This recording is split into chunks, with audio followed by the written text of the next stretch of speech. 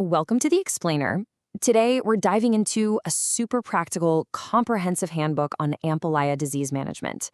Look, whether you're running a massive commercial operation or a dedicated family farm, we're going to give you the exact tools you need to protect your crop, secure that harvest, and basically stop microscopic threats dead in their tracks before they even get a chance to take hold.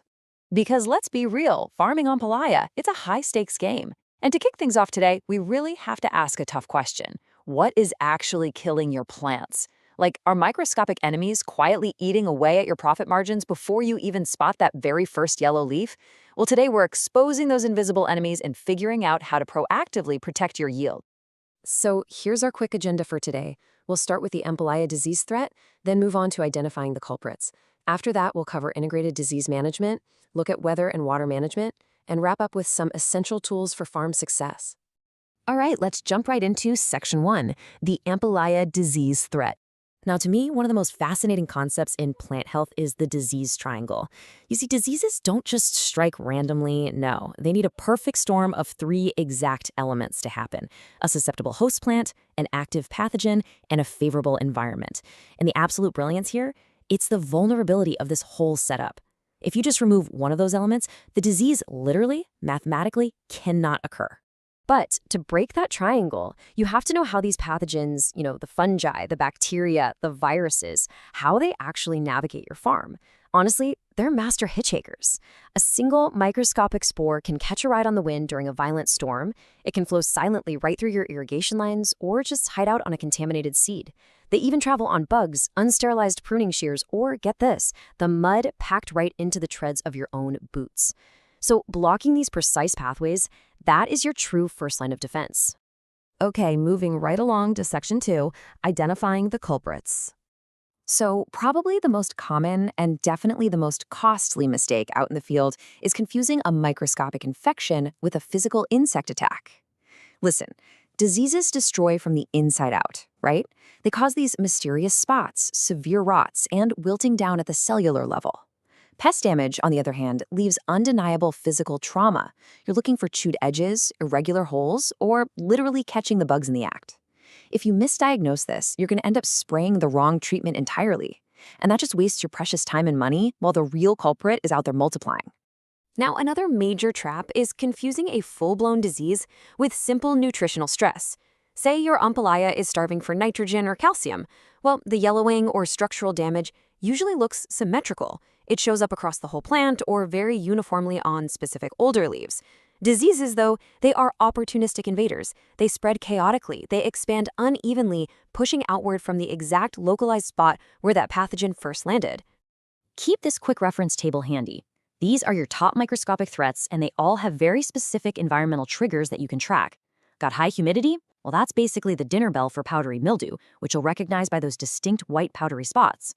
Wet, prolonged rainy days, those bring out downy mildew and its aggressive yellow patches. And if it's warm and intensely moist outside, you really need to prep for anthracnose.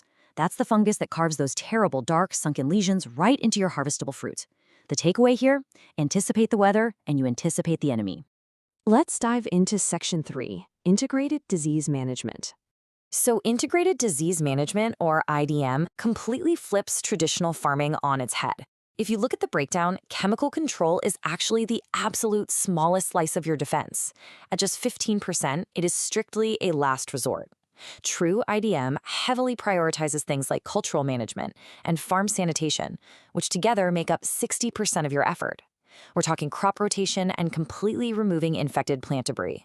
Then you've got biological control making up another 25%.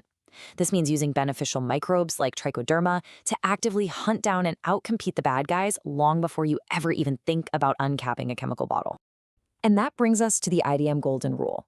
The core philosophy anchoring this whole strategy is simple but profound. Prevention is always better and, frankly, exponentially cheaper than a cure. This battle is won in the dirt. By prioritizing incredibly healthy soil and a sterile working environment, you're building a fortress. You make it so diseases struggle to even survive, let alone infect your thriving crop. Moving right along to Section 4, Weather and Water Management. Your water source basically dictates your entire battlefield. If you're relying on a rain-fed system, you are inherently fighting chaos. You're up against heavy downpours, sudden poor drainage, and flash floods that act as a high-speed transit system for pathogens across your field. But if you run an irrigated system, your challenge shifts to precision. You've got to perfectly time those drip lines to avoid any prolonged leaf wetness. Because, seriously, even an hour of unnecessary moisture is like a VIP invitation for a devastating fungal outbreak. And finally, Section 5, Tools for Farm Success. I absolutely love this decision guide because it elevates you, the farmer, to the role of an active, highly trained investigator. It essentially forces a systematic pause out in the field. Instead of panic spraying the second you see a yellow leaf, you observe diligently during your weekly scouting. Then you identify the exact symptoms. You investigate the root cause. You implement preventative cultural fixes first, and only after exhausting all of that do you authorize biological or chemical controls. It completely replaces reactionary guesswork with cold, hard strategy. But here's the catch. Those brilliant investigative decisions, they're completely useless if you don't track them. Diligent farm records are the real secret to generational profitability. Mapping out your disease hotspots, tracking daily rainfall to predict fungal blooms, and logging your exact pesticide history, that creates a bulletproof farm memory. Having this historical data lets you objectively evaluate what actually worked, which completely eliminates risk and guesswork from all your future harvests.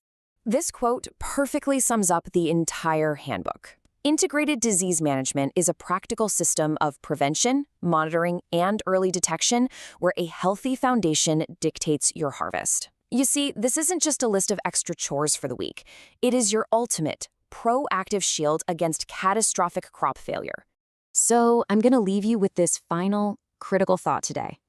In an era of rapidly shifting climates, incredibly unpredictable weather, and highly adaptable microscopic threats, the old ways of farming are quickly becoming obsolete. So how quickly will you implement these proactive tools to protect your livelihood and dictate the future survival of your Ampalaya farm? The strategy's there, ready for you to deploy. Thanks for joining me for this explainer, and keep learning.